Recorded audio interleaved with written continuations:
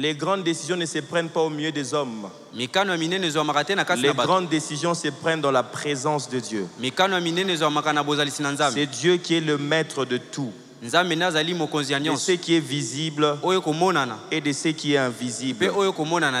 Et nous croyons par la foi que ce qui est visible est tiré de l'invisible. Et nous allons décider dans l'invisible pour que ça puisse se manifester dans les visibles. Voilà pourquoi les sujets de ce matin, la présence de Dieu et ses méthodes. Dis au voisin la présence de Dieu et ses méthodes. Nous avons appris pendant 4 dimanches, tout un mois, sur la présence de Dieu. Est-ce que tu peux tenir la main de ton voisin? Dis-lui que le diable est un menteur. Alors pendant 2 minutes, j'aimerais que nous puissions prier. Je ne sais pas ce que le diable est en train de manigancer pour que nous ne puissions pas être attentifs pendant ces moments. Je dis que nous sommes dans le conseil divin. Sois conscient que tu participes là où les grandes décisions se prennent. Les grandes décisions pour la destinée de toute une nation ne se prennent pas au milieu des hommes. Ça se prend dans la présence de Dieu.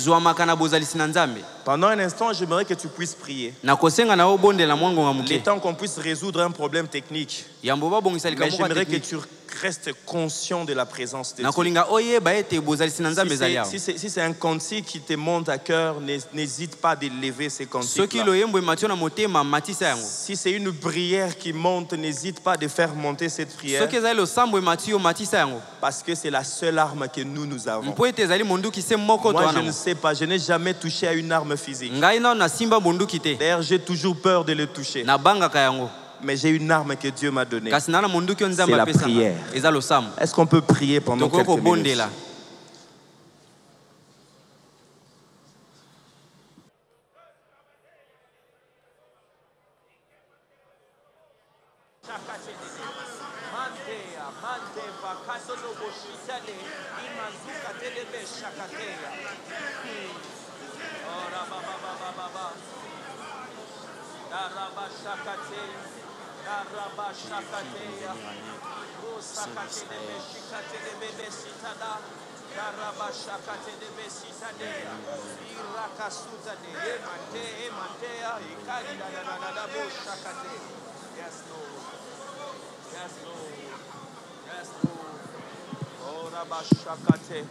Karabashakate de besita de nebrozita de keshita de kate de beshatara basakate yazia ko sampeta de dadabo shakate ya kitarababa shakate de bebe sata da bashakate yazota de badeke sita de keshita de ya.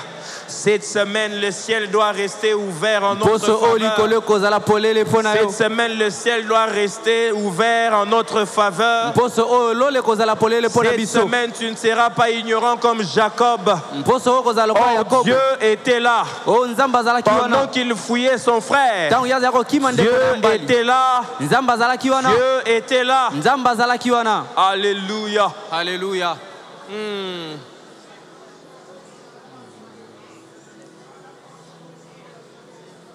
Send your fire, Holy Ghost fire.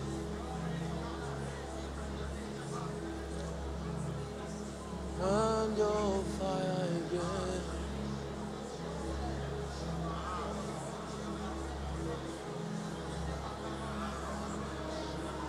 Oh.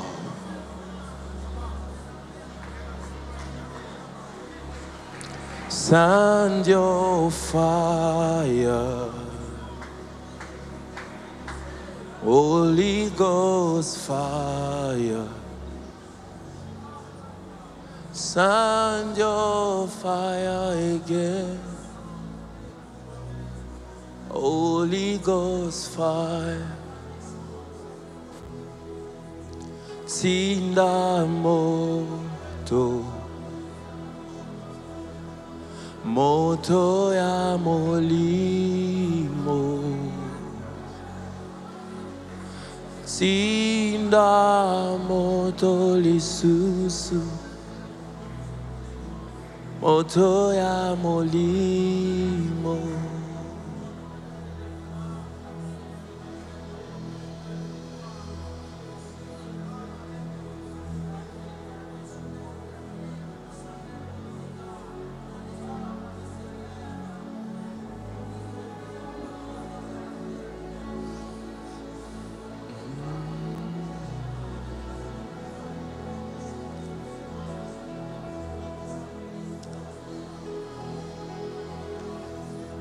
Alléluia.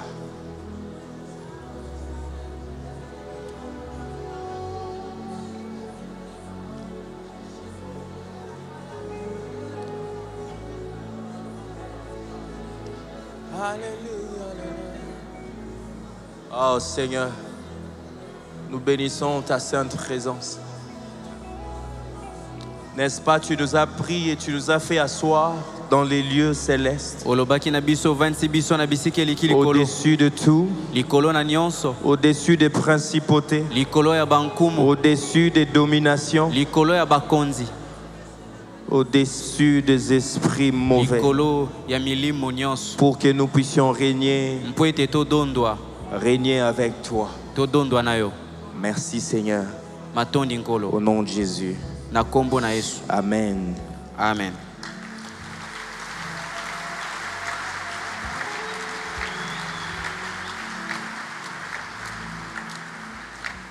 Amen. Amen. J'ai toujours des questions. Pourquoi les diables, quand nous on se met à prier, il a peur? Pose la question. Pourquoi il a peur? Et surtout, il a trop peur quand tu deviens de plus en plus conscient de la présence de Dieu et de ses manifestations. Dis au voisin, peu importe, nous sommes conscients de la présence de Dieu. Alléluia. Je disais la présence de Dieu et ses méthodes. Nous avons passé 4 dimanches ou presque tout un mois où on partageait sur la présence de Dieu. En résumé, ce matin, c'est que la présence de Dieu désigne la manière dont Dieu se manifeste et interagit avec les hommes. On a vu dans l'Ancien Testament comment est-ce que Dieu s'est manifesté, comment est-ce qu'il a fonctionné avec les hommes. Et dans le Nouveau Testament, par Jésus-Christ, comment est-ce qu'il s'est manifesté. Mais aussi par le Saint-Esprit, comment est-ce qu'il se manifeste et comment est-ce qu'il interagit avec nous. Et ce matin, nous allons saisir cette opportunité de pouvoir continuer la présence de Dieu, à l'intérieur de la présence de Dieu, mais saisir, voir comment est-ce que Dieu agit. Comment est-ce que nous rendons cette manifestation palpable. Quand nous parlons de méthode, une méthode est un ensemble organisé de principes, des règles ou des procédures utilisées pour atteindre un objectif spécifique. Quand il faut préparer du foufou, c'est un ensemble de procédures, des règles qu'on met ensemble pour préparer. Et de la même manière aussi, quand Dieu veut atteindre ses objectifs sur la terre, il a aussi ses méthodes. Dis au voisin, Dieu a ses méthodes. La méthode, c'est aussi une manière structurée d'agir ou de penser pour produire un résultat précis. Dieu, il veut atteindre quelque chose. Il le veut, il le fait comme il le veut. Il utilise ses propres méthodes. 1 Samuel chapitre 15. 1 Samuel 15. Je vais lire à partir du premier verset, c'est quand même une longue lecture. Je vais lire. Samuel dit à Saül, Pardon, c'est chapitre 13, pardon. Chapitre 13, Bolimbisi. Voilà. Saül était âgé de 30 ans. D'autres versions, on met juste des points de suspension. Dans d'autres versions, on dit Saül âgé de 30 ans lorsqu'il devint roi et il avait déjà régné 2 ans sur Israël. Saül choisit 3000 hommes d'Israël. 2000 étaient avec lui à Michmash et sur la montagne de Bethel, et 1000 étaient avec Jonathan à Gibéa de Benjamin. Il renvoya le reste du peuple, chacun à sa tente. Jonathan bâtit le poste de Philistins qui était à Guéba, et les Philistins la prirent. Saül fait sonner de la trompette dans tout le pays en disant que les Hébreux écoutent. Tout Israël entendit que l'on disait Saül a battu le poste de Philistins et Israël se rend odieux aux Philistins. Et le peuple fut convoqué auprès de Saül à Gilgal. Verset 5. Les Philistins s'assemblèrent pour combattre Israël. Ils avaient 1000 chars et 6000 cavaliers. Et ces peuples étaient innombrables comme les sables qui est sur les bords de la mer. Ils vinrent camper à Michmash, à l'orient de Beth-Aven. Les hommes d'Israël se virent à l'extrémité car ils étaient serrés de près. Et ils se cachèrent dans les cavernes, dans les buissons, dans les rochers, dans le tour et dans les citernes. Il y eut aussi des Hébreux qui passèrent le Jourdain pour aller au pays des Gad et des Galades. Saül était encore à Gilgal et tout le peuple qui se trouvait auprès de lui tremblait. Il attendit 7 jours selon le terme fixé par Samuel. Mais Samuel n'arrivait pas à Gilgal et le peuple s'est dispersé loin de Saül. Alors Saül dit, amenez-moi l'holocauste et les sacrifices d'action de grâce. Et il offrit l'holocauste. Comme il achevait d'offrir l'holocauste, voici Samuel arriva et Saül sortit au devant de lui pour le saluer. Samuel dit, qu'as-tu fait?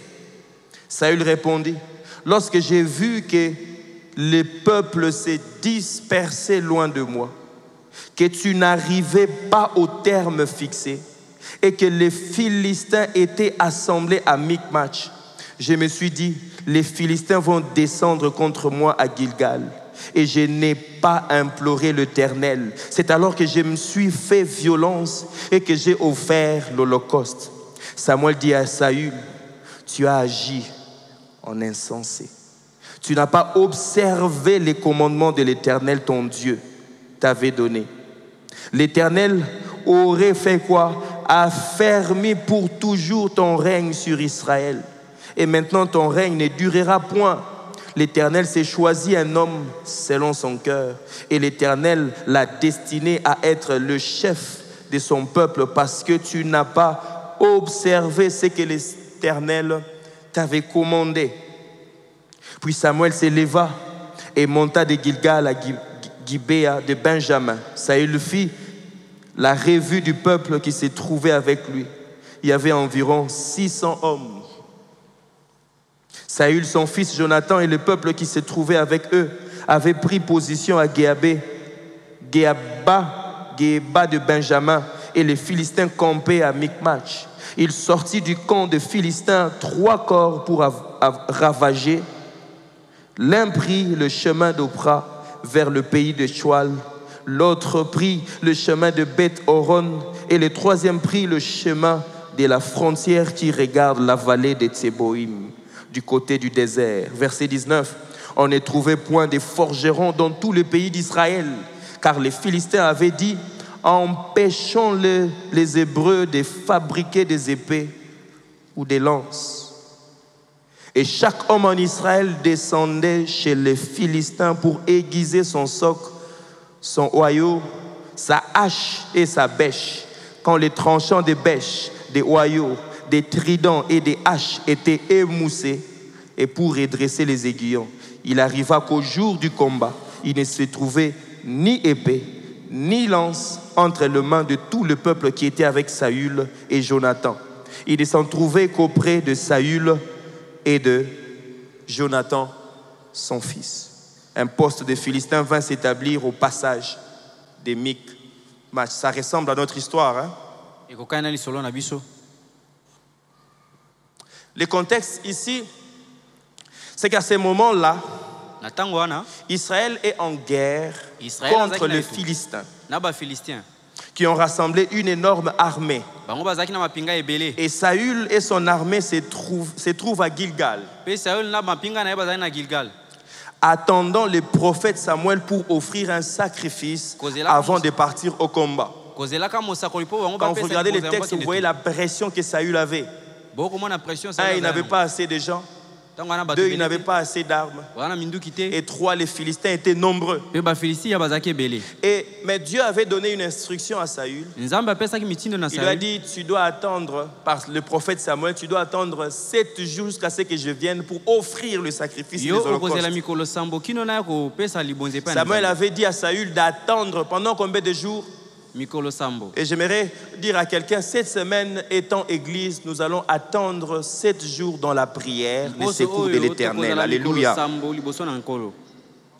1 Samuel chapitre 10, le verset 6 au verset 8, nous voyons c'est presque la même direction, les mêmes instructions que les prophètes donnent à Saül, qui avait perdu les ânesse de son père. Et puis il a rencontré le prophète qui l'attendait. Et le prophète lui a donné des instructions. Et au verset 6, il a envoyé, quand tu iras, tu rencontreras des hommes qui seront en train de prophétiser. Et quand il est arrivé, il lui prédit les choses qui vont arriver. Le verset 6 dit ceci: l'Esprit de l'Éternel te saisira, tu prophétiseras avec eux, et tu seras changé en un autre homme. Le verset 7, le prophète lui dit déjà, il prédit les choses qu'il va vivre dans les jours qui viennent. Il dit, lorsque ces signes auront eu pour toi leur accomplissement, fais ce que tu trouveras à faire, car Dieu est avec toi. Alléluia. Et il dit après, puis tu descendras. L'Esprit de l'Éternel était sur lui. La présence de Dieu était avec lui. Mais il dit, quand tu vas quitter ces points pour un point d'autre, un autre point, il dit, puis tu descendras avant moi à Gilgal. Et voici, je descendrai vers toi pour offrir des holocaustes et des sacrifices d'action de grâce. Et regardez ce qu'il dit. Tu attendras combien de jours? 7 jours. Samuel, tu dis que l'Esprit descendra sur moi. Je vais prophétiser. Toutes ces choses vont arriver. Et tu as bien dit que quand ces choses vont arriver, tout ce que je sentirai dans mon cœur, que je le fasse. Et puis tu me dis de descendre, que je t'attende pendant 7 jours.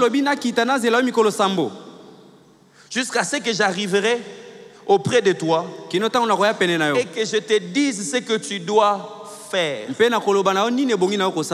Dis au voisin, même si tu as l'onction qui coule, quand tu ne sais pas écouter les instructions de Dieu, tu vas mourir. Dis-lui, tu vas mourir avec l'onction. Alléluia. C'est presque les mêmes instructions. Peu importe ce que nous sommes censés faire pour le Seigneur, mais la force de ce que le Seigneur nous demande se repose sur ses instructions. Après avoir attendu 7 jours dans 1 Samuel 13, Saül a vu que Samuel tardait pour venir. Et qu'est-ce qui s'est passé? Saül a commencé à paniquer. Samuel a commis paniqué, Saul a commis paniqué. Deux, son armée s'est dispersée par peur des Philistins. Pris par l'urgence de la situation, il prend lui-même l'initiative de faire ce que Dieu n'a pas permis. La Bible dit que l'Esprit de l'Éternel était sur lui. Il est possible que tu sois dans la présence de Dieu et faire ce que Dieu n'approuve pas. Et si tu fais ce que Dieu n'approuve pas, tu n'auras pas la bénédiction de l'Éternel dans ce que tu es en train de faire. Juste après que Saül ait terminé d'offrir le sacrifice, c'est là où Samuel est venu. Ça vous est déjà arrivé? Bon, vous venez directement du ciel. Nous, on avait l'habitude de temps en temps de prendre les histoires. À l'époque, on ne savait pas que c'était volé. On met la nourriture sur la table et tu viens, tu prends, tu manges. Et quand on t'attrape la viande dans la bouche, qu'est-ce que tu manges? Rien. Ou rien. Après, on te dit, mais au lieu de bilo, mais après, on te dit, mais tu as mangé ce qui t'appartenait. Tu n'as même pas eu le temps de savourer. Et c'est ce qui est arrivé à Saül. Pendant 7 jours, la pression l'a poussé à faire ce qui n'était pas permis par Dieu. Regarde quand Samuel vient et lui pose la question, mais qu'est-ce que tu as fait? Pourquoi as-tu agi comme un stupide dans d'autres versions? Samuel, tu m'as insulté. Je suis le roi. Tu me dis que j'ai agi comme un insensé. Tout le monde peut commettre des erreurs. Alléluia. Regarde la première raison, il dit, j'ai fait parce que le peuple s'est dispersé loin de moi. J'avais 1000 soldats. Et là maintenant j'en ai que 600. Parce qu'il y avait la pression. Oh, attends. Mais pendant que j'attendais, le peuple commençait à m'abandonner. J'avais peur pour ma vie. J'avais peur de perdre le contrôle. Deuxième chose, il dit, tu n'es pas venu au temps fixé. Qui fixe les temps de l'exaucement? C'est toi ou c'est Dieu? À nous la prière, à Dieu l'exaucement. S'il le fait aujourd'hui, il est souverain. S'il le fait demain, ça dépend de lui. C'est lui qui juge si c'est urgent ou pas urgent. Alléluia. Troisième chose, il dit, les Philistins allaient attaquer et je n'avais pas encore imploré l'Éternel. Et on n'avait pas encore donné. Et cette pression, je n'ai pas pu supporter ça. Ça nous est déjà arrivé de prendre des décisions sans consulter ou s'attendre à Dieu. Et c'est arrivé aussi au grand Saül. Et Samuel les reprend sévèrement. Il dit, tu as agi en insensé. Tu n'as pas observé les commandements que l'Éternel, ton Dieu, t'avait donnés. Vous savez, des fois nous disons commandements, alliances, les ordonnances de Dieu. Nous mélangeons tout ça là. Mais chaque terme a un objectif précis. Quand on dit commandement, c'est autre chose. Quand on dit les textes bibliques, tout ce qu'on dit dans la Bible là. Quand on dit ordonnance aussi, c'est autre chose. Et ici, Samuel il insiste sur les commandements de Dieu. La grande question c'est quoi? Qu'est-ce qu'un commandement? Quand il dit que tu n'as pas obéi au commandement de Dieu, ça veut dire quoi? Un commandement de Dieu est un ordre ou une instruction divine donnée à l'humanité. Un commandement est un ordre. C'est une instruction. Quelque chose avec laquelle on ne discute pas. On obéit. Saül, j'ai dit attends 7 jours. Attends 7 jours. Ces commandements, cet ordre est donné soit directement par Dieu,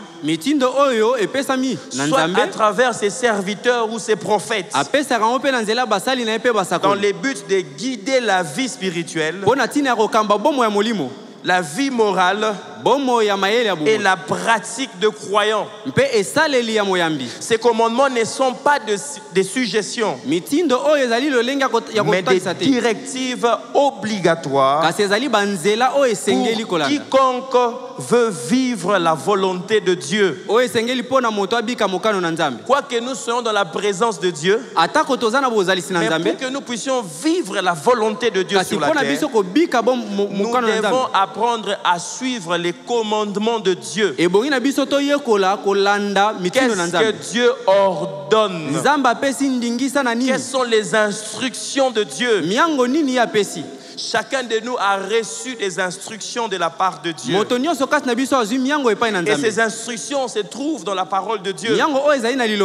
Il y a 3 types de commandements de Dieu. Il y a des commandements moraux. Là, on dit, tu n'auras pas d'autre Dieu devant ma face. Tu ne feras point d'image taillée. Les 10 commandements que nous avons dans Exode chapitre 20. Que Jésus a résumé dans le Nouveau Testament en disant: tu aimeras le Seigneur ton Dieu de tout ton cœur, de toute ta force et de toute ta pensée, et tu aimeras ton prochain comme toi-même. Mais aussi, il y a des commandements cérémoniels.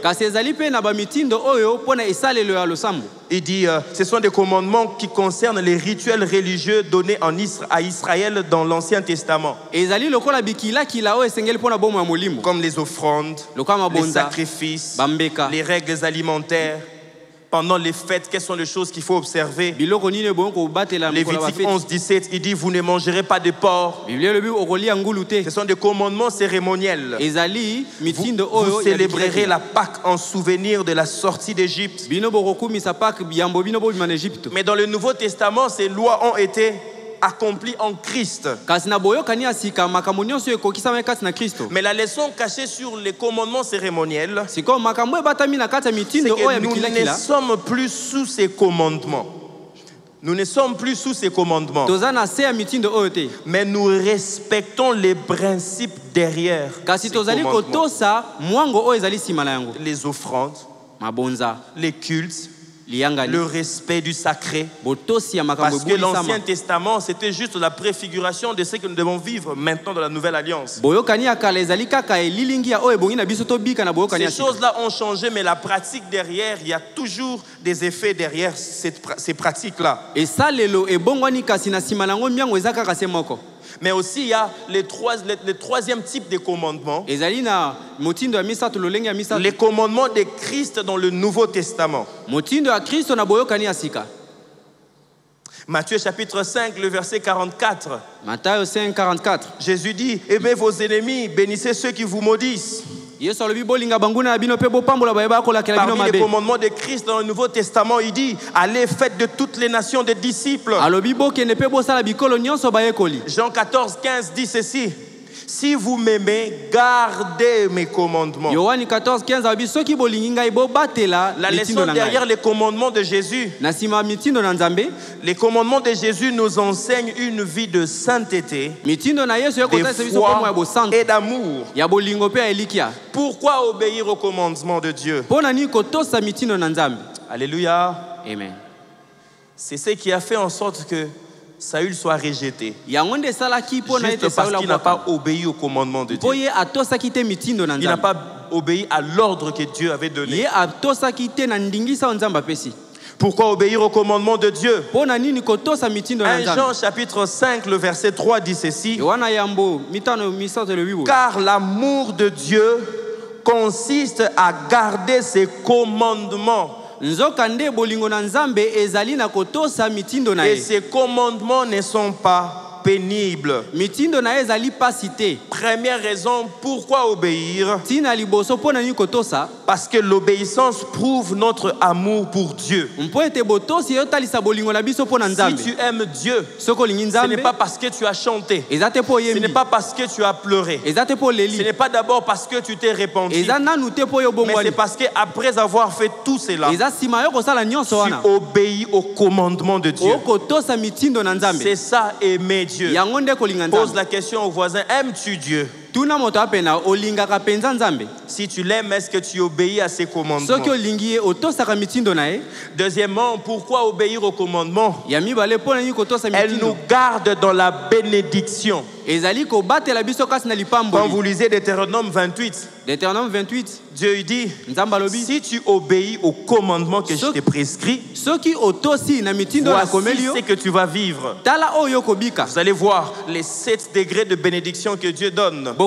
Mais il dit, si tu n'obéis pas, voici ce qui va arriver. C'est quand tu désobéis au commandement de Dieu, toi-même tu te mets sous la malédiction. Mais quand tu obéis au commandement de Dieu, tu restes dans la bénédiction de Dieu. Alléluia.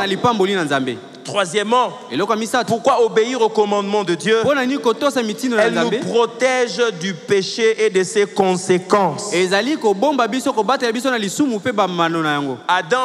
Adam, il a péché. Il n'a pas obéi aux commandements moraux de Dieu. Il ne mangera pas. Vous savez, la loi morale a pour objectif de placer des barrières dans notre liberté. Il y a des choses, même si nous sommes enfants de Dieu, il y a des choses qu'on ne peut pas faire. Il y a des limites qu'on ne peut pas dépasser. Même si tu as raison. Vous savez, aujourd'hui, même si tu as raison, mais quand tu tues quelqu'un, la loi dit qu'on va te tuer. On va t'arrêter. Et tu feras la prison. Même si tu avais raison. Et de la même manière aussi, la loi morale a pour objectif de placer des barrières. Il y a des choses étant enfant de Dieu, on ne peut pas faire. Il y a des paroles étant enfant de Dieu, on ne peut pas les sortir de notre bouche. Parce que ça nous protège. Quand tu ne le fais pas, ça te protège du péché et de ses conséquences. Mais quand tu le fais, tu t'exposes. C'est ce qui s'est passé dans le jardin d'Éden. C'est que Adam a dépassé les limites. Bien aimé, j'aimerais t'exhorter, ne dépasse pas les limites, même quand tu as mal. Ce qui n'est pas de ta responsabilité, ne le fais pas. Alléluia. Tu vois de quoi je parle. Quatrième, pourquoi obéir? Obéir au commandement de Dieu. La présence de Dieu est là. Le premier mercredi, le pasteur David l'a enseigné ici. La présence de Dieu est partout, mais elle ne se manifeste pas partout. La présence de Dieu est de plus en plus tangible à ceux qui obéissent au commandement de Dieu. Voilà pourquoi il dit, là où 2 ou 3 sont réunis en mon nom, je suis où? Je suis là avec eux. Parce que nous nous réunissons en son nom. Limbisanga. Désolé. Elle nous rapproche de Dieu. Alléluia. Amen. Quand tu n'obéis pas au commandement de Dieu, tu t'éloignes de Dieu. C'est une conséquence.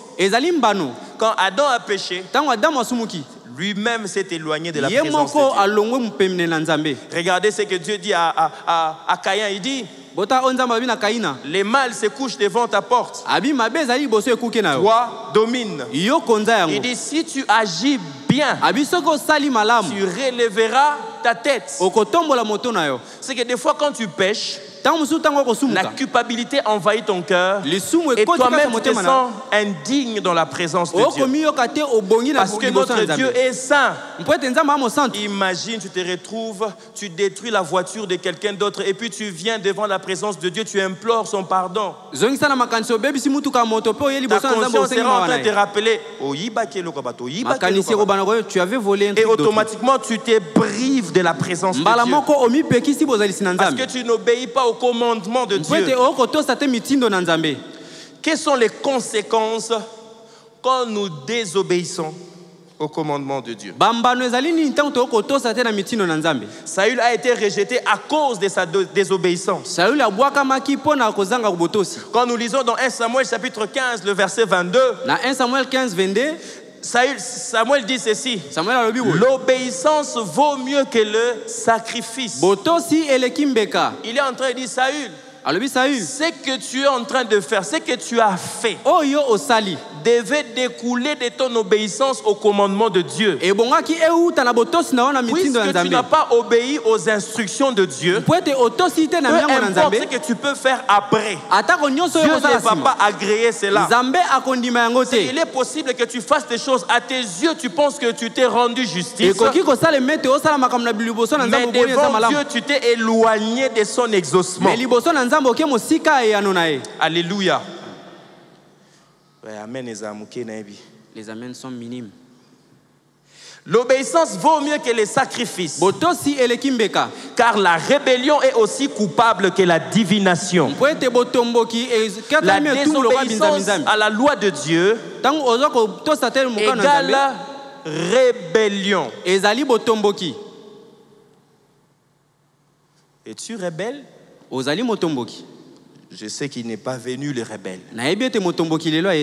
Il est resté. Il ne nous suit pas non plus en ligne. Alléluia. Amen. 4 choses qui arrivent quand nous désobéissons au commandement de Dieu. Premièrement, nous perdons la faveur de Dieu. Nous perdons cette faveur que nous avons dans la présence de Dieu. Parce que la présence de Dieu nous apporte la faveur de Dieu. Et quand cette faveur est disponible, c'est notre obéissance qui accentue la manifestation de la faveur de Dieu. Deuxièmement, comme conséquence, la désobéissance au commandement de Dieu apporte la séparation d'avec Dieu. Il dit: la main de Dieu n'est pas courte pour agir, ni ses oreilles pour entendre, mais ce sont vos péchés qui créent un mur entre vos prières et mon exaucement. Est-ce qu'il est possible que nous puissions prier 40 jours à sec, mais que nous ne soyons pas exaucés, parce que notre prière n'émane pas des instructions de Dieu? Troisième conséquence que la désobéissance au commandement de Dieu apporte, c'est que ça ouvre les portes aux attaques de l'ennemi. Que ça soit spirituel ou physique, la désobéissance ouvre les portes aux attaques de l'ennemi. Quand vous lisez les livres de Juges, la Bible dit, à chaque fois que les enfants d'Israël désobéissaient au commandement de Dieu, à chaque fois que les enfants d'Israël faisaient ce qui déplaisait à Dieu, Dieu les livrait entre les mains des leurs ennemis. Vous imaginez, il y a certaines choses qui se passent des fois dans nos vies. Il y a certaines attaques qui nous arrivent juste parce que toi-même tu as ouvert la porte. Tu perds un enfant, tu sais, c'est à cause de ton adultère. Tu perds ton travail, tu sais pourquoi tu perds ton travail. Or, tu sais que quand tu prenais ce travail, quand Dieu t'a donné le travail, il t'avait donné des instructions. Mais bon, tu t'es retrouvé comme Samson. Tu as dit, je m'en sortirai toujours. Parce que j'en ai l'expérience. Et ce jour-là, Samson a perdu toute sa destinée. Quatrième conséquence, la désobéissance au commandement de Dieu apporte les manques de paix et de prospérité spirituelle. Aujourd'hui, on n'a plus de paix. Des fois dans nos familles, dans nos relations, dans notre environnement, juste parce qu'on a désobéi au commandement de Dieu. Pose la question au voisin: êtes-vous obéissant au commandement de Dieu? Obéir au commandement de Dieu n'est pas une option. Pour celui qui se considère comme vrai disciple du Seigneur. Si tu dis que tu es disciple du Seigneur, sachez-le que le commandement n'est pas une option pour toi, mais c'est une obligation. Alléluia. Amen. Jean 14, 23. Il dit, si quelqu'un m'aime, si, c'est une condition, le conditionnel. Il dit, si quelqu'un m'aime, il gardera ma parole. Il gardera mes commandements. Tu n'as pas d'abord besoin qu'un prophète prophétise sur toi. Non, pasteur, qu'est-ce que Dieu dit au sujet de ma vie? La loi de Dieu se trouve dans sa parole. Par rapport à cette situation, Dieu dit, fais ceci. Est-ce que tu aimes le Seigneur? Est-ce que tu gardes sa parole? Et il dit comme conséquence, et mon Père l'aimera. Et nous viendrons à lui et nous ferons notre demeure chez lui. Quoique Dieu est partout, mais c'est lui qui garde ma parole. Moi et le Père, nous viendrons, nous allons nous manifester dans sa vie. Alléluia. Amen. Revenons à notre histoire avec Saül. La première des choses que nous voyons, c'est que Saül a voulu forcer la main de Dieu au lieu de lui obéir. Premier jour, deuxième jour, troisième jour, les gens, ces soldats ont commencé à partir. Les Philistins s'approchaient. Et Samuel qui tardait avait dit. N'est-ce pas, Habakkuk dit, même si elle tarde, fais quoi? Dis au voisin, sois patient dans la présence de Dieu. Voilà pourquoi même quand on prie, nous connaissons tous que la prière c'est une conversation. Mais regarde ta prière. C'est toi, c'est flèche à l'air. Seigneur, tu connais, tu sais, tu... Amen. Après, qu'est-ce que Dieu a dit? Il n'a rien dit. Mais parce que tu ne faisais que parler. Tu n'as pas laissé à Dieu le temps de te parler. Et même dans la vie courante, on est toujours pressé. Et quand nous n'obtenons pas la réponse, nous pensons que Dieu, tu m'as abandonné. Tu m'as abandonné pourquoi? Seigneur, pourquoi tu nous as abandonnés? Comment est-ce que Dieu vraiment existe? Comment est-ce qu'on peut souffrir? On est en train de tuer nos frères. Est-ce qu'on a laissé à Dieu le temps de nous parler? Et quand il a parlé, est-ce qu'on a écouté? Et quand on a écouté, est-ce qu'on a mis en pratique ce qu'il a dit?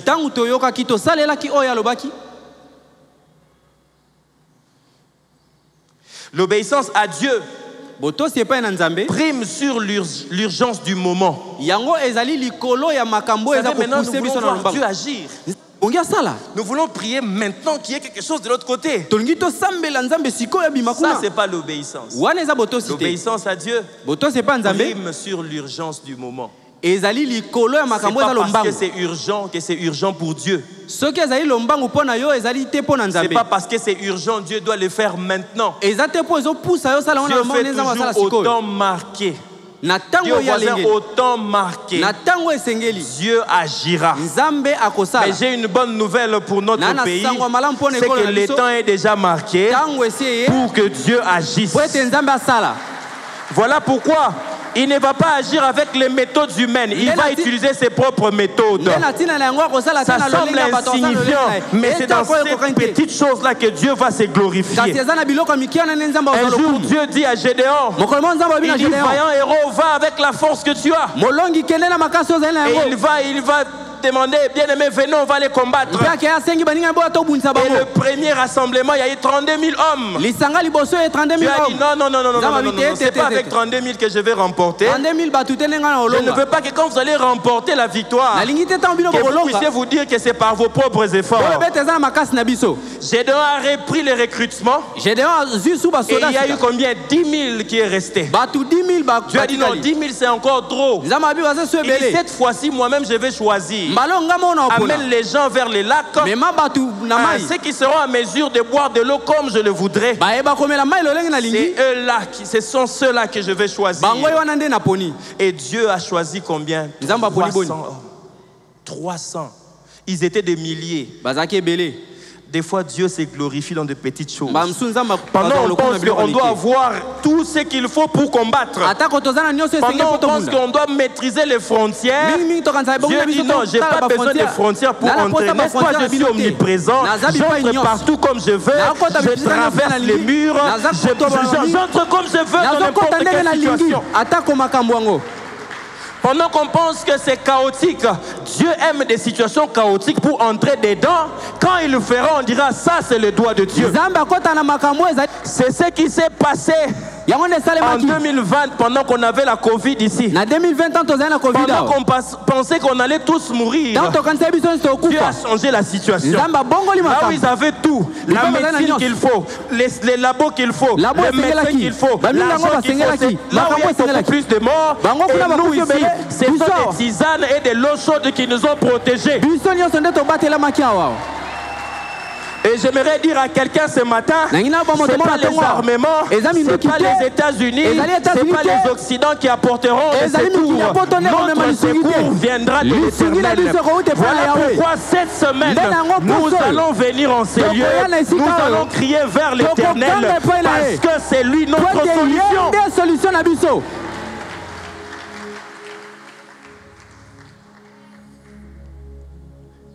L'impatience et la peur poussent à la désobéissance. Il faut faire quelque chose. Il faut que tel fasse quelque chose. Depuis qu'on est en train de chercher de tel, qui fait quelque chose? Et des fois Dieu aime des situations pareilles pour qu'il puisse se glorifier. Et j'aimerais dire à quelqu'un ce matin, Dieu va se glorifier dans ces situations. Dieu n'a pas besoin d'une plus grande armée. Dieu n'a pas besoin des experts. Moïse était expert dans quoi?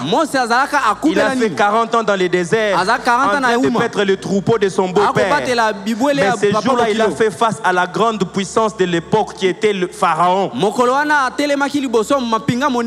n'avait ni soldats, ni armes, rien que son bâton et le commandement que Dieu lui avait donné. Et à chaque fois qu'il allait vers Pharaon, la Bible dit Dieu endurcissait le cœur de Pharaon. Je ne sais pas pourquoi je suis en train de dire ça.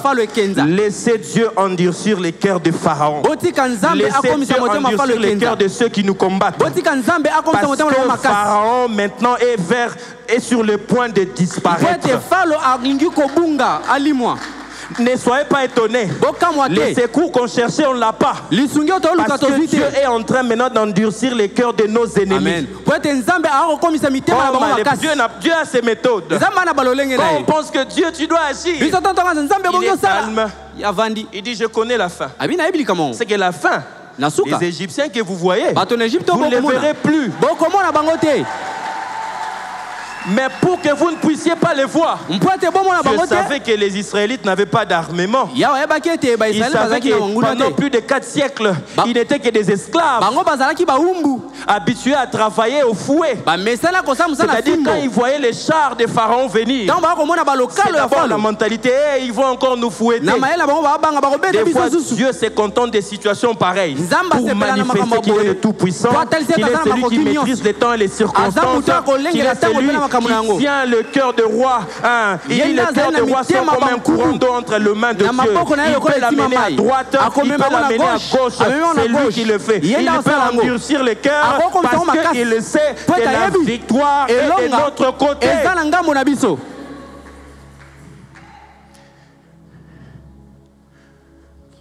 Quand nous voulons aider Dieu par nos propres méthodes, nous risquons de tout perdre. Alléluia. Amen. 3. Les sacrifices ne remplacent pas l'obéissance. Dis au voisin, les sacrifices ne remplacent pas l'obéissance. C'est une des grandes leçons de Saül. Et Dieu lui dit, Dieu préfère l'obéissance au rituel religieux. C'est pas parce qu'on va aller détruire certaines choses que Dieu va faire, que les humains vont faire. C'est parce que nous rentrerons vers celui qui a fait la promesse. On dit qu'il est fidèle et juste pour accomplir ce qu'il dit. Cette nation, c'est Dieu qui nous a donné. Si c'est Dieu qui nous a donné, il va lui-même raffermir notre intégrité territoriale. Le rejet de Saül était progressif. Plus nous désobéissons à Dieu, plus nous sortons de la provision de Dieu. Alléluia. Quelques leçons. L'obéissance différée est une désobéissance. Quand tu n'obéis pas et que tu le fais plus tard, tu as désobéi. Je me pose toujours la question.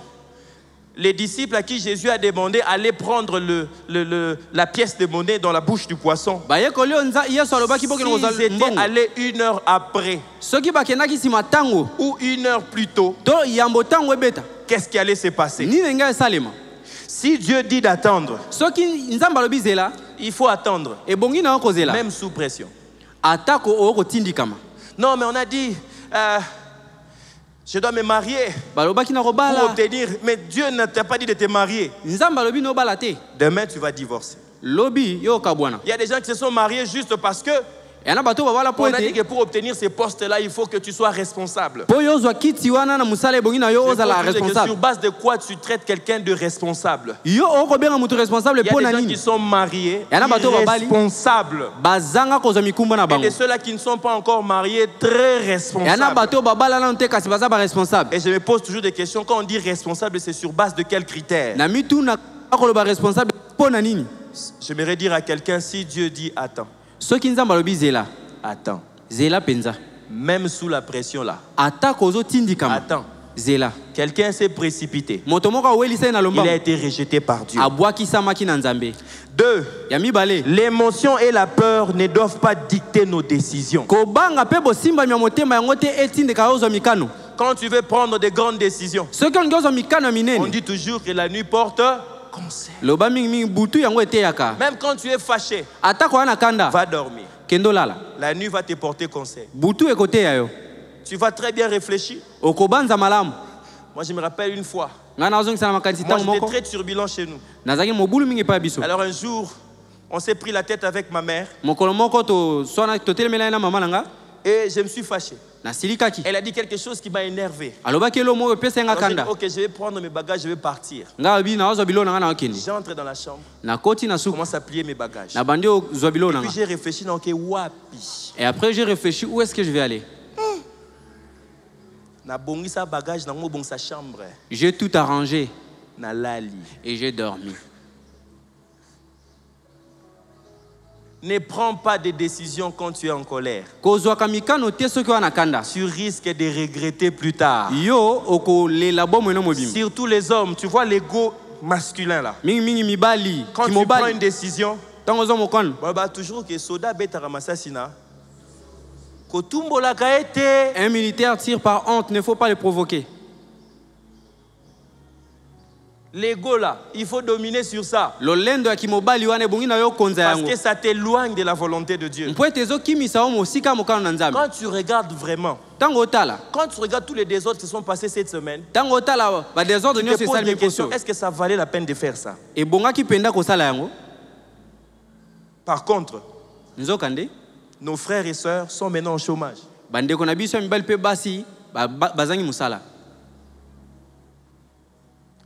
Tu ne pouvais pas réfléchir et le faire sagement. Maintenant, c'est ton frère là qui a 4 enfants à l'école et ses petits frères qui doivent prendre en charge. Il n'a plus de travail. Et tu ne sauras pas dire que tu ne sauras pas dire ça. Non, c'est moi qui est le provocateur de tout ça. Parce que quand tu fais ça, ça s'arrête là-bas. Depuis que tu as fait, c'est arrêté émotionnel. Ça, c'est être charnel. Dis au voisin, ne sois pas charnel.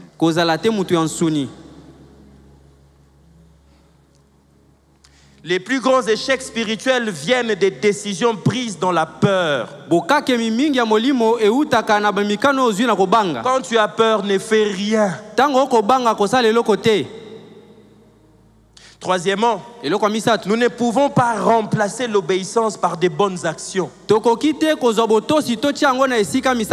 bonnes actions, des fois, c'est au niveau humain. Oui, ils ont fait ça, nous aussi on fait ça. C'est que selon ton entendement, tu penses que c'est une bonne action. Mais devant Dieu, il dit que c'est insensé. C'est être stupide. Moi, je n'ai pas dit ça. Hein? Et c'est dans la Bible, ce n'est pas moi. La Bible, il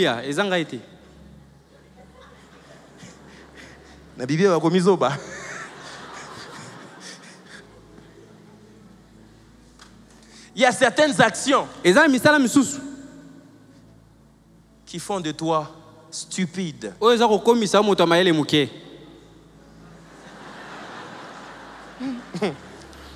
Moi, je veux sortir comme ça.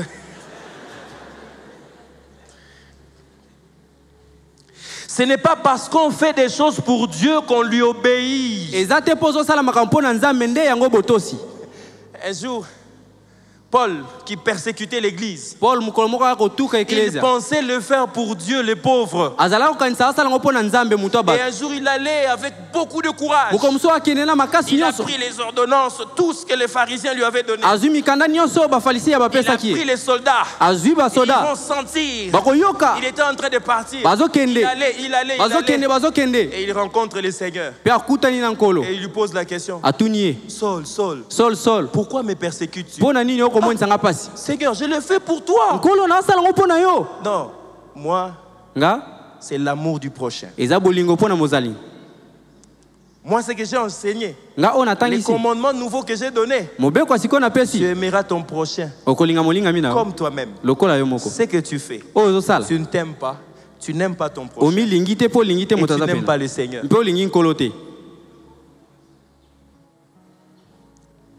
Des bonnes actions que nous posons au nom de Dieu, sous l'effet de la colère, ne prouve pas que tu obéis à Dieu. Il y a des prédications même qui sont juste des répliques. Parce que le pasteur a entendu 2-3 membres de l'église en train de dire 1, 2, 3. Alors il utilise la chair pour voir la réponse. La chair est chère. Celui qui nous a confié cette chair, il est mort à la croix. Ça a coûté sa vie. Et il nous a donné la responsabilité de proclamer la bonne nouvelle. La bonne nouvelle, ce n'est pas inciter la haine dans les cœurs de tout. Alléluia. Amen. Si vous m'aimez, gardez mes commandements. Mais il y a un homme qui a fait le contraire de ce que Saül avait fait. L'homme selon le cœur de Dieu. On l'appelle David. Quand vous lisez les récits dans 1 Samuel chapitre 30, du 1er au 20e verset, David, c'était un guerrier. Il avait ses vaillants hommes. Les vaillants hommes de David. Ils étaient à peu près 400. Un jour, il revient du combat. Quand il revient avec ses hommes, il trouve qu'on a pris enfants, femmes et biens.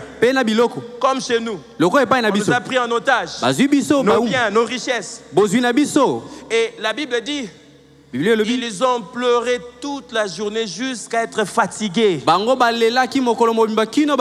Aujourd'hui, nous pleurons sur nos réseaux sociaux. Les stories, les statuts. On pleure au Congo. Et la Bible dit, David et ses hommes, ils ont pleuré jusqu'à fatiguer. À telle enceinte que on a même voulu lapider David. Qui ne veut pas lapider nos autorités?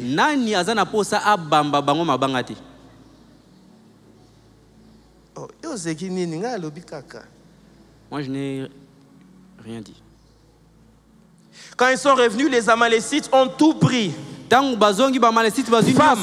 enfants, bana, bien, biloko. David et ses hommes pleurent jusqu'à ne plus avoir de force. Les soldats désespérés. N'est-ce pas, nous sommes désespérés. N'est-ce pas, nos soldats sont désespérés. Il parle même de lapider David. Quand vous lisez chapitre 15, le verset 6. David fut dans une grande angoisse, car le peuple parlait de les lapider. Parce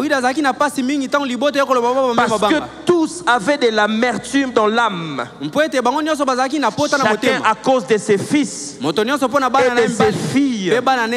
Chacun de nous a un membre à l'est du pays. Et des fois quand nous parlons, nous condamnons tel. Non, tel devait faire ceci. Il ne le fait pas.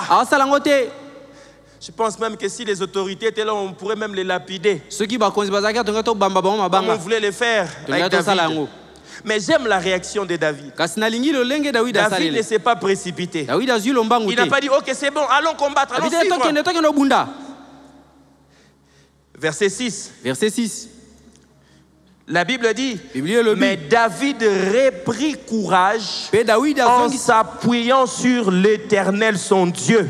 J'aimerais dire à quelqu'un ce matin, reprenons courage en s'appuyant sur Dieu. Ne reprenons pas courage en s'appuyant sur une communauté quelconque. Mais appuyons-nous sur Dieu. La réaction de David, il chercha Dieu avant d'agir. Cette semaine, nous allons chercher Dieu avant d'agir. Cette semaine, nous allons chercher la face de Dieu dans la prière. Comme je l'ai dit, moi, je ne sais pas manipuler une arme. Peut-être toi, tu sais le faire. Si on t'est donné, tu sauras comment combattre. Mais moi, à chaque fois qu'il y a ces choses-là, j'ai peur de partir. Mais je n'ai qu'une seule arme qui sait plier les cœurs des gens. La prière. La prière peut bloquer une arme. La prière peut engloutir toute une armée. Moïse connaissait ce secret-là. Il avait un seul bâton. Quand les Égyptiens étaient derrière, la Bible dit il consulta l'Éternel. Et Dieu lui a dit lève juste le bâton. Voici ce que je ferai. Cette semaine, nous allons suivre ce que Dieu va faire. Parce qu'il est sur le point d'engloutir nos ennemis. Alléluia. Amen. Au lieu de céder à la panique, David s'encourage en l'Éternel. Il consulte Dieu à travers le sacrificateur pour savoir s'il doit poursuivre les Amalécites. Et Dieu le répondit. Verset 7. Il dit au sacrificateur Abiatar, fils d'Achimelech, apporte-moi donc l'éphod. Abiatar apporta l'éphod à David. Vous savez, l'éphod, c'était juste un habit qu'on utilisait pour rester beaucoup plus concentré dans la prière. Parce que quand les enfants d'Israël allaient prier, il y avait plusieurs personnes dans le mur de lamentation. Et ça faisait en sorte que ça puisse bloquer comme ça pour qu'on ne regarde ni à gauche ni à droite. Il n'y avait rien de mystérieux derrière. C'était juste pour faciliter la concentration dans la prière.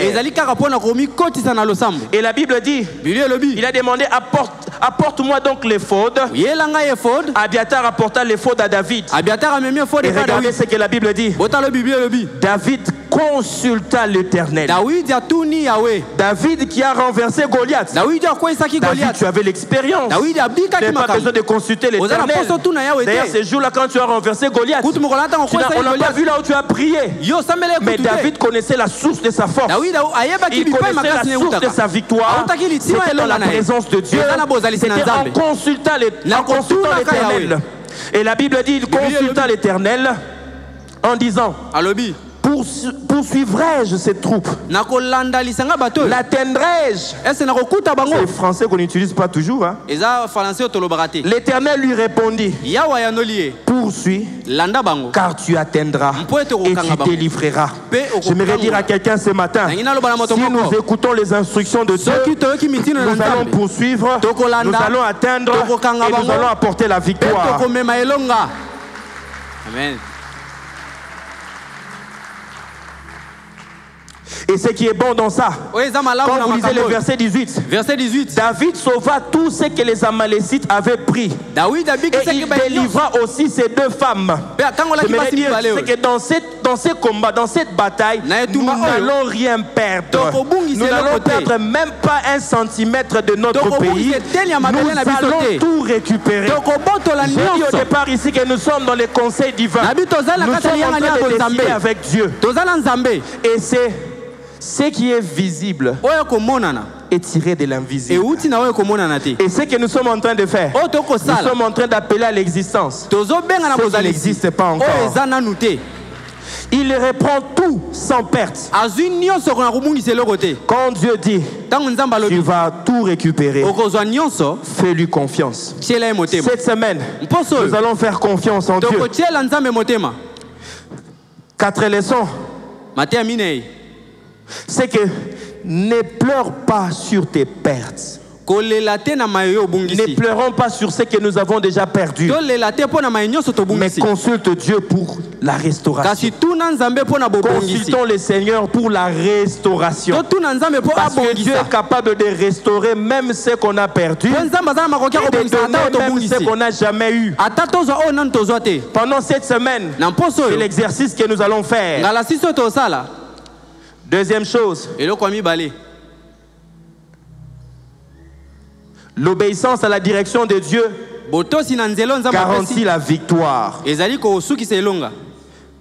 Alléluia. Ne poursuis pas tes ennemis sans avoir reçu l'ordre de Dieu. Troisième chose, Dieu place des connexions stratégiques pour les conduire à la victoire. Que Dieu nous donne des connexions stratégiques. Quand vous lisez 1 Samuel chapitre 30, le verset 11, Dieu leur a donné une connexion stratégique. Le verset 11, il dit ceci: ils trouvèrent dans les champs un homme égyptien qu'ils conduisirent auprès de David. Ils lui firent manger du pain et boire de l'eau.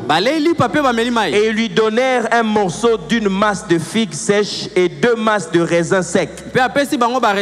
Après qu'il eut mangé, les forces lui revinrent, car il n'avait point pris de nourriture et point bu d'eau depuis 3 jours et 3 nuits. David lui dit: à qui es-tu? Et d'où es-tu? Il répondit: je suis un garçon égyptien au service d'un homme amalécite. Et voilà 3 jours que mon maître m'a abandonné parce que j'étais malade. Nous avons fait une invasion dans les midis des Kérétiennes, sur les territoires de Juda et au midi de Caleb. Et nous avons brûlé Tiglag. David lui dit: veux-tu me faire descendre vers ces troupes? Et il répondit: jure-moi par le nom de Dieu que tu ne me tueras pas et que tu ne me livreras pas à mon maître, et je te ferai descendre vers ces troupes. Il lui servit ainsi de guide. Quand nous consultons l'Éternel dans le parcours, Dieu nous donnera des connexions stratégiques. Qui après moi, connexion stratégique. Cette semaine, nous on ne sait pas ce qu'il faut faire. C'est eux qui décident de l'autre côté. Mais nous allons prier que cette semaine, Dieu nous donne à notre nation des connexions stratégiques qui vont nous aider de pouvoir récupérer ce qui nous appartient. Parfois, Dieu utilisera une personne inattendue pour te révéler où est ta bénédiction. Et nous prions pendant ce temps de prière que Dieu utilise des personnes inattendues, des nations inattendues, des alliés inattendus pour nous aider à récupérer ce qui nous appartient. 4. Avec Dieu, tu récupères plus que ce que tu as perdu. Nous allons récupérer plus que ce que nous avons perdu. Le verset 19, il dit: il ne leur manqua personne, ni petit, ni grand, ni fils, ni fille, ni aucune chose du butin. Quand Dieu restaure, il est fait à 100%. Quand nous serons en train de prier, Dieu va restaurer. Si l'ennemi t'a volé quelque chose, la paix, la santé, la famille, les finances, quelque partie de notre pays, Dieu veut que tu les récupères. C'est la volonté de Dieu que nous puissions récupérer ce qui nous appartient. Cherchons d'abord la direction divine avant d'agir. Marchons dans l'obéissance et attendons la restauration complète. Joël 2, 25. Et puis on va prier. Il dit, je vous remplacerai les années qu'ont dévoré la sauterelle, les gélèques, les asiles et les gazam. Est-ce qu'on peut acclamer fortement pour la parole de Dieu?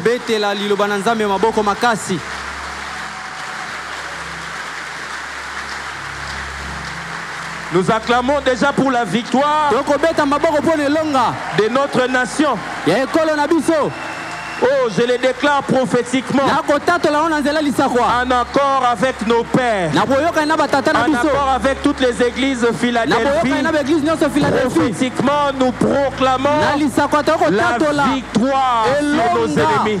Qu'ils soient cachés, qu'ils soient apparents, nous sommes plus que vainqueurs. Nous sommes plus que vainqueurs. Le même Dieu qui a agi avec David, c'est le même Dieu qui agit avec nous, qui agit ce matin avec nous. Cette semaine, j'aimerais que tu marches comme un guerrier, que tu fasses tes sens pas comme un guerrier.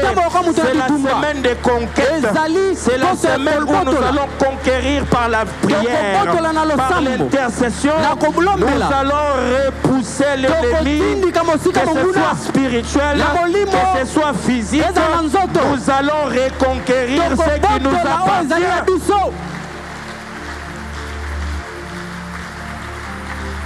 À moins que tu ne sois pas de cette nation. Esaïe dit ceci: pour l'amour des Sion, je ne me tairai point. Je ne peux pas fermer ma bouche quand les autres sont en train de souffrir. Je ne peux pas fermer ma bouche dans la prière quand l'intégrité de notre nation est menacée. J'aimerais ce matin que tu commences à prier, que tu commences à prier, que tu dises: je suis un conquérant, je suis un conquérant, je suis appelé à avancer, à gagner du terrain, à récupérer ce qui m'appartient. Le Congo nous appartient. Commence à prier, commence à prier, commence à prier.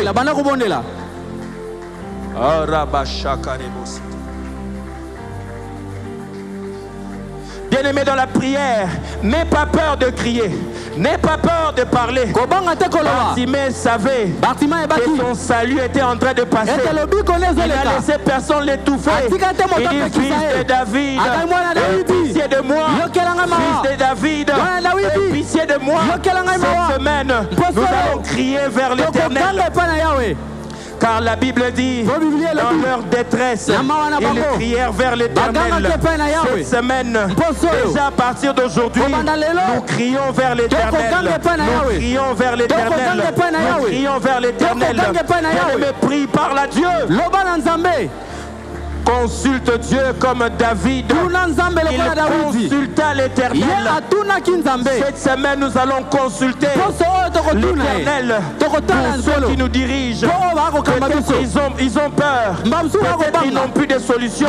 Mais nous sommes l'Église. L'Église. La force. La force. Nous avons l'avantage de recevoir des choses. Et de prier pour que l'Éternel les impose dans leur cœur. Oh Rabba Shakaraba Sakate. Kate debe Shakarababa. Kate debe Shakarebo Sitade. Mentaya ve kata de bo shakate. Igra sakate de be shata da da da da da da bour. Donne juste 5 minutes. 5 minutes. Est-ce que tu peux faire monter cette prière? Ce soupir là que tu n'arrives pas à dire. Si tu peux parler en d'autres langues, parle en d'autres langues. Mais si tu peux le dire, même si ce n'est qu'une seule phrase, prie.